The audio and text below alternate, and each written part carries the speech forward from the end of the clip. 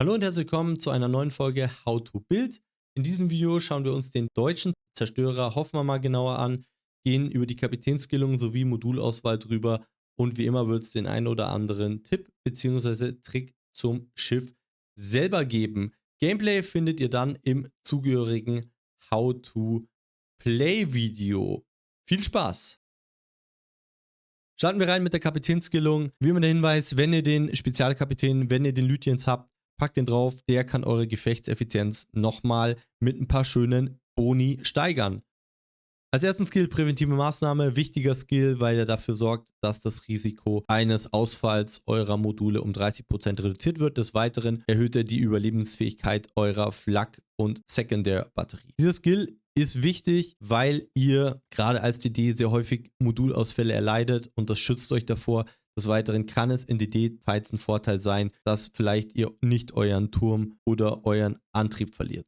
Als nächsten Skill haben wir mit letzter Anstrengung. Das ist auch ein sehr wichtiger Skill für DD-Spieler, weil er dafür sorgt, dass wenn euer Ruder oder euer Antrieb zerstört ist, dass ihr immer noch bewegungsfähig seid. Das heißt, ihr habt noch Motorleistung und Ruderleistung. Das sorgt dafür, dass ihr nicht im Kreis fahrt und dass ihr nicht stehen bleibt. Wenn ihr mal keine Damage Con ready habt und ihr in einer gefährlichen Situation seid, könnt ihr immer noch rausfahren. Das ist ein nicht zu unterschätzender Vorteil, weil das passiert immer mal wieder, weil ihr habt eure Damage Con gezogen für einen Brand und dann kriegt ihr vielleicht noch eine letzte Salve und dann fällt euer Motor aus und der Gegner pusht. Dann ist es doch wichtig, mit einem Motor nochmal lebendig rauszukommen. Als nächsten Skill haben wir Experte der Überlebensfähigkeit. Ist ein sehr wichtiger Skill, weil er dafür sorgt, dass eure Überlebensfähigkeit höher ist. Pro Schiffsstufe bekommt ihr 350 HP dazu. Und das ist enorm wichtig, vor allem in Bezug auf die neue Flagge, die mit reingekommen ist, die euch 5% mehr HP gibt. Das deckt natürlich nochmal zusätzlich, wenn ihr einen größeren Grundwert habt. Dann als vierten Skill haben wir den Tarnmeister. Den würde ich euch auf der Hoffmann auf jeden Fall empfehlen, weil ihr einen 6 Kilometer Hydro habt und mit voll Concealment springen wir kurz rüber auf die Verborgenheit. Gehen wir bei 6 hier auf. Das bedeutet, ihr habt eine Distanz von 400 Meter, wo ihr gespottet werden könnt. Aber alles, was weiter drinnen ist, spottet ihr automatisch. Das heißt, wenn eine Shima an euch ranfährt, der normalerweise ein 5-6er Concealment hat, dann könnt ihr den schon früher spotten. Das ist ein nicht zu unterschätzender Vorteil. Des Weiteren habt ihr auch noch die Möglichkeit, mit dem Hydro und dem Smoke eine geile Kombi zu spielen. Da kommen wir aber später nochmal drauf. Dann als nächsten Skill. Adrenalinrausch ist auch auf DDs sehr wichtig, weil wenn ihr HP verliert, bekommt ihr dafür mehr Schaden in Bezug auf besseren Reload bei den Guns, bei den Torpedowerfern. Ungemein wichtig, das kann euch in gewissen Situationen in einem 1 gegen 1 nochmal einen Vorteil bringen. Dann habe ich Hauptbatterie und Flugabwehrexperte für mehr Range. Das ist jetzt so ein bisschen Geschmackssache auch. Ich finde es tatsächlich sehr, sehr sinnvoll, weil damit könnt ihr mit diesem Schiff auch mal ein bisschen Open Water Gunboaten.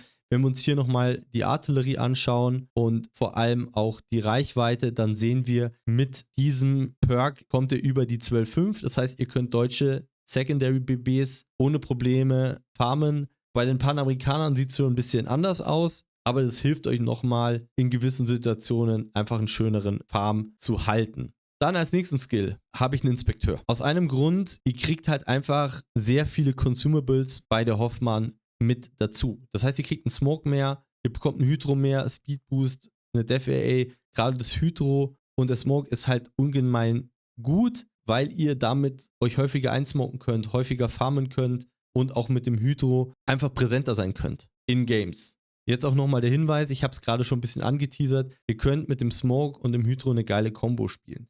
Weil, wenn der Gegner DD kein Hydro hat oder kein Radar hat, könnt ihr euch smoken, Hydro anmachen und dann könnt ihr ihn for free aus eurem Smoke farmen. Das ist ein verdammt gutes Tool, auch wenn ihr von BBs gerusht werdet, seht ihr, von wo das BB kommt und könnt ihn da möglicherweise raustorpen. Also eine sehr gute Kombi, die euch in vielen Games das Leben rettet. Vor allem könnt ihr mit eurem 6 Kilometer Hydro für die Teammates auch sehr gut Torpedos spotten. Also im Großen und Ganzen damit sehr stark. Dann als letzten Skill habe ich mir noch den Spezialisten für Verbrauchsmaterialien eingepackt. Der sorgt dafür, dass ihr minus 10% auf die Vorbereitungszeit habt, das ist halt gerade Hydro und Smoke sehr geil, weil ihr das früher ready habt, in kürzeren Abständen. Das heißt, ihr könnt es auch mehr benutzen. Ich habe hier den Jütland dabei, der bufft das nochmal. Normalerweise habt ihr da 7,5%. Gehen wir noch ein bisschen auf die Alternativen ein. Zum einen könnt ihr hier noch Hauptbatterie- und Flugabwehrspezialist mitnehmen. Wenn ihr sagt, die Range brauche ich nicht, das ist mir too much. Ich kann mit geringerer Range super arbeiten, könnt ihr hier nochmal euren Damage ein bisschen buffen mit 5%. Zum Thema Torps, die Hoffmann hat tatsächlich echt solide Torps, die sind wirklich für einen deutschen DD echt gut. Baut sie trotzdem nicht auf Torps. Ihr habt gute Guns, ihr habt ein gutes Kaliber mit 150 mm, ihr habt gutes AP, ihr habt gutes HE, das sollte man auch hier nochmal erwähnen. Deswegen, wenn ihr sagt, ich will Range nicht mitnehmen oder ich will den Inspekteur nicht mitnehmen, versucht die Guns zu bauen. Das ist eigentlich nochmal eine gute Alternative. Ihr könnt auch den furchtlosen Raufbold euch einpacken. Hier aber der Hinweis, wenn ihr den einpackt, dann könnt ihr den nicht im Smoke benutzen. Nur Open Water wird der getriggert, aber kann normal, gerade wenn ihr wegkitet, eine gute Möglichkeit sein, einen DD-Fight zu entscheiden. Was so ein bisschen das Problem ist an der Hoffmann ist, das Turmlayout, das ist nicht so optimal. Ihr könnt tatsächlich, wenn ihr wegkitet, die Türme nicht so gut nutzen oder wenn ihr DDs hinterherfahrt, ihr müsst immer relativ weit aufdrehen. Das solltet ihr auf jeden Fall noch im Hintergrund haben. Des Weiteren, wenn ihr sagt, ich benutze gern die AP, könnt ihr euch noch überlegen, extra schwere Munition mitzunehmen, wenn es von der Punkteanzahl für euch passt. Hier aber der Hinweis, die Hoffmann hat keine Improved Pen Angles wie die Elbing, deswegen könnt ihr das nicht so gut ausnutzen wie jetzt auf einer Elbing oder vielleicht auf einer Daring oder auf einer Druid. Also hier ist auch noch die Möglichkeit, Verbrauchsmaterialverbesserung einzupacken, die Wirkdauer nochmal zu erhöhen vom Hydro, vom Smoke, von den anderen Consumables oder auch hier nochmal mit dem Sprengmeister die Brandwahrscheinlichkeit zu erhöhen. Da könnt ihr auch ein bisschen experimentieren. Ihr habt tatsächlich auf der Hoffmann so viele Möglichkeiten, was ihr skillen könnt.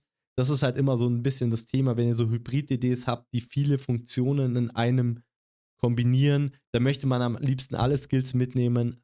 Ich habe euch jetzt ein paar Vorschläge gegeben, aber schaut, dass ihr sie auch ein bisschen an euren Spielstil anpasst.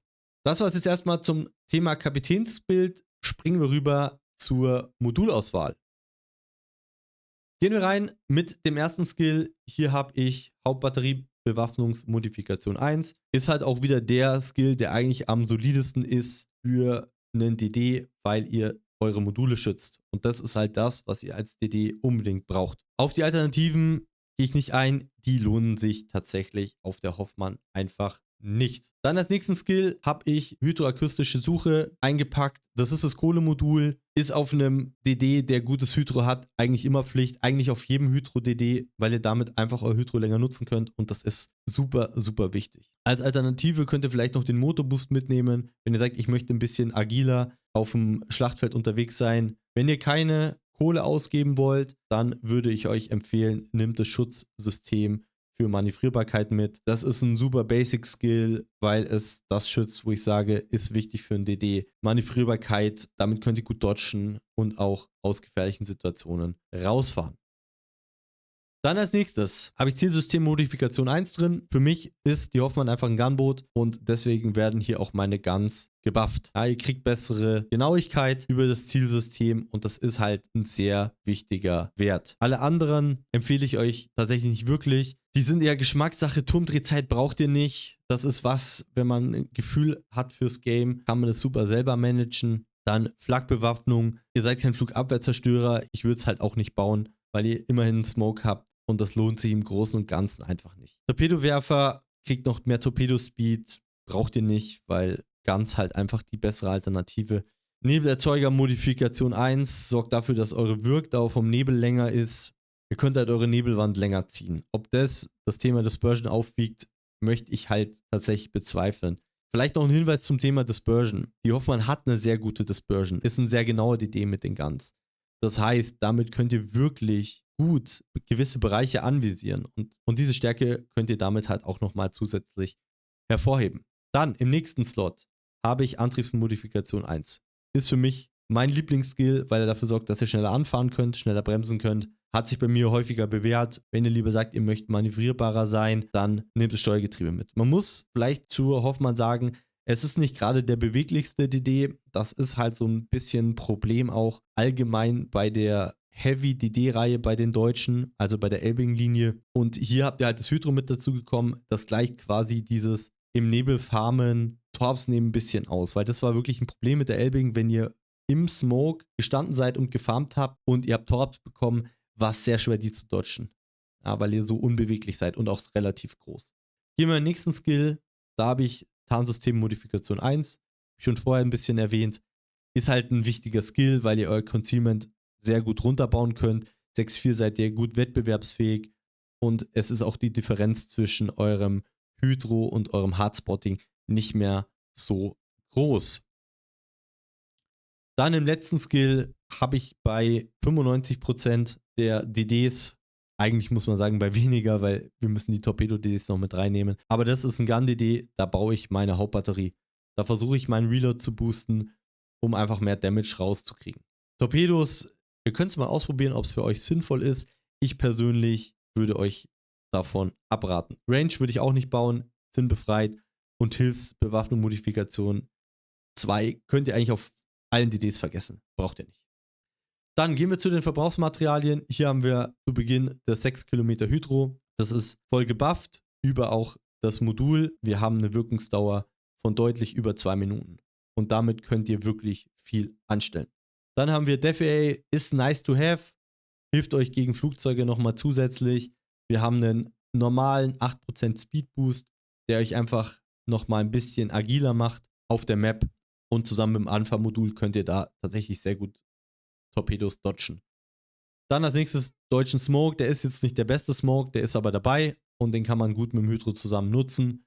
Und gerade mit den 4 Aufladungen ist es mal nicht so schlimm, wenn ihr einen nicht optimal nutzt. Am Schluss noch zu den Flaggen. Hier nochmal der Hinweis. Schaut, dass ihr die Charlie Kilo Flagge mitnehmt. Das ist die Flagge, die eure Schiffs-EP um 5% erhöht. Das ist auf dem DD unfassbar stark, weil ihr damit Gunfights entscheiden könnt, die ihr vielleicht verlieren würdet. Des Weiteren bei den Flaggen müsst ihr mal gucken, was für euch sinnvoll ist. Man muss nicht immer voll beflaggt spielen. Nachdem jetzt die Detos auch raus sind, braucht man keine Deto-Flagge. Das entlastet tatsächlich den Geldbeutel ein bisschen. Nutzt die Flaggen, die ihr viel habt, oder spart sie euch halt auf. Wenn ihr viele Credits habt, werdet ihr mehr Flaggen benutzen. Wenn ihr weniger Credits habt, benutzt nur die, die ihr vielleicht viel habt, wie bei mir jetzt als Beispiel die Flagge für eine längere Wirkdauer des Nebelerzeugers. Ich hoffe, euch hat diese Folge How to Build zur Hoffmann gefallen. Wenn ja, lasst doch gerne ein Like bzw. einen Kommentar da. Wenn ihr noch Fragen habt, über ein Abo würde ich mich auch sehr freuen. Und dann sehen wir uns im nächsten Video auf meinem Kanal wieder. Die Mütze ist raus, macht's gut, bis zum nächsten Mal. Ciao, ciao.